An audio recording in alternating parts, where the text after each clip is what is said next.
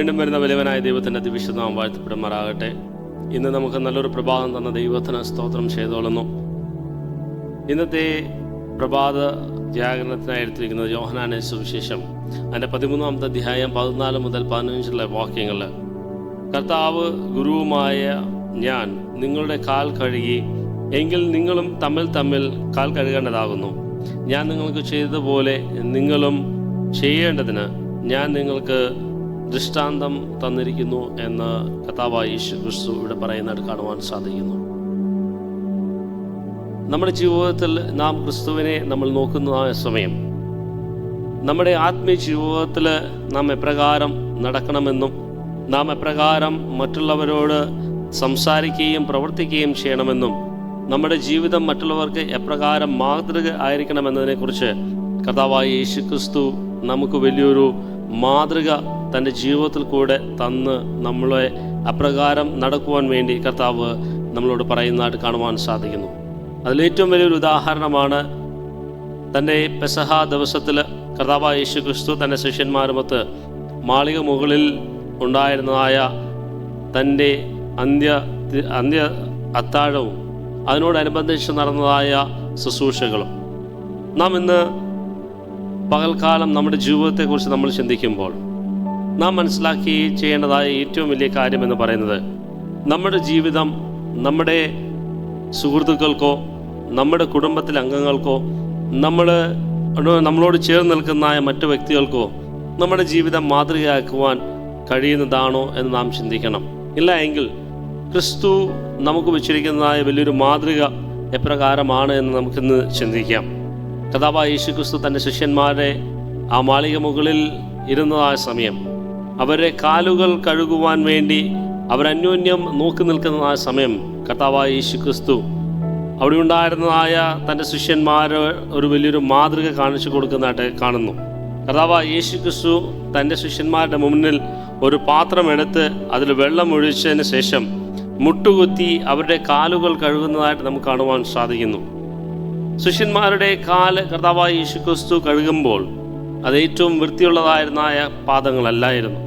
അതിൽ ഏറ്റവും മോശമായിരിക്കുന്നതായ പൊടികളും അവർ നടന്നു വന്നിരിക്കുന്നതായ സ്ഥലങ്ങളിലായ ചെളികളുമൊക്കെയും ഉണ്ടായിരുന്നായ ഒരു പാദമാണ് കർത്താവായ യേശു ക്രിസ്തു അവർക്ക് വേണ്ടി അവിടെ കഴുകുന്നതായിട്ട് കാണുവാൻ സാധിക്കുന്നു.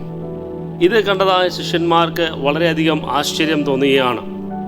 എന്തുകൊണ്ടാണ് കർത്താവായ യേശു ക്രിസ്തു ഇപ്രകാരം അവരെ കാലുകൾ കഴുകുന്നതെന്ന് അവർ ആശ്ചര്യപ്പെടുകയും അവർ അന്യോന്യം സംസാരിക്കുകയും ചെയ്യുന്നത് കാണുവാൻ സാധിക്കുന്നു. കർത്താവായ യേശു ക്രിസ്തു അവർക്ക് കൃത്യമായിരിക്കുന്ന മറുപടി മത്തായിയുടെ സുവിശേഷം 20-ാമത്തെ അധ്യായം അതിൻ്റെ 27-ഉം 28-ഉം വാക്യങ്ങളിൽ ഇപ്രകാരം പറയുന്നു: നിങ്ങളിൽ ഒന്നാമൻ ആകുവാൻ ഇച്ഛിക്കുന്നവനെല്ലാം നിങ്ങളിൽ ദാസൻ ആകണം. മനുഷ്യപുത്രൻ ശുശ്രൂഷ ചെയ്യിപ്പാനല്ല, ശുശ്രൂഷിപ്പാനും അനേകർക്ക് വേണ്ടി തൻ്റെ ജീവനെ മറുവിലയായി കൊടുപ്പാനും വന്നതുപോലെ തന്നെ എന്ന് പറഞ്ഞു. നമ്മുടെ ജീവിതത്തിൽ കർത്താവായ യേശു ക്രിസ്തു നമ്മളോടും പറയുന്നത് ഇത് തന്നെയാണ്. പല സന്ദർഭങ്ങളിലും നമ്മൾ മറ്റുള്ളവരാൽ സേവിക്കപ്പെടുവാൻ നമ്മൾ ആഗ്രഹിക്കുകയും ആ സേവനമാണ് നമ്മളെ ഏറ്റവും ഉന്നതിയിൽ നിർത്തുന്നുവെന്ന് നമ്മൾ ചിന്തിക്കുമ്പോൾ കർത്താവായ യേശു ക്രിസ്തു നമ്മളോട് പറയുന്നതായ കാര്യം ഇതാണ്: നമ്മൾ മറ്റുള്ളവരാൽ സേവിക്കപ്പെടുമ്പോഴല്ല, പിന്നെയോ നാം മറ്റുള്ളവരെ സേവിക്കുമ്പോൾ മാത്രമാണ് നമ്മൾ ഉന്നതിയിൽ നിൽക്കുന്നതായ വ്യക്തികളെന്ന് കർത്താവായ യേശു ക്രിസ്തു പറയുന്നത് കാണുവാൻ സാധിക്കുന്നു. അതുമാത്രമല്ല, ഫിലിപ്പിയർ ലേഖനം 2-ാമത്തെ അധ്യായം 7-ാമത്തെ വാക്യവും നമ്മൾ വായിക്കുന്ന സമയം എല്ലാ സൃഷ്ടിയുടെയും രാജാവ് ഒരു ദാസന്റെ രൂപം എന്ന് കാണുവാൻ സാധിക്കുന്നു.